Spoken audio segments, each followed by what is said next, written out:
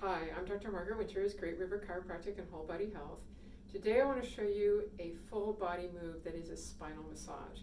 You need good core strength for this. You need the ability to flex and really tuck into a little ball. If you've done Pilates, you've done rolling like a ball, you know what this is about. I like it because it's fun. And it gives you a chance to gauge how well you can control momentum with your own body.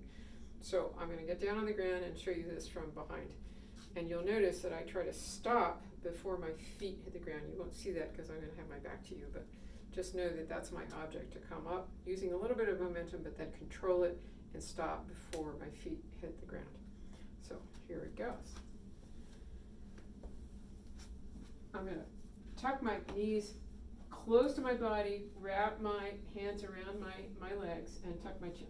And just roll backward and come on up. And roll backward and come on up. And roll backward and come on up. You'll notice that when I first start doing it, I have to dial in. I'll go a little off center line.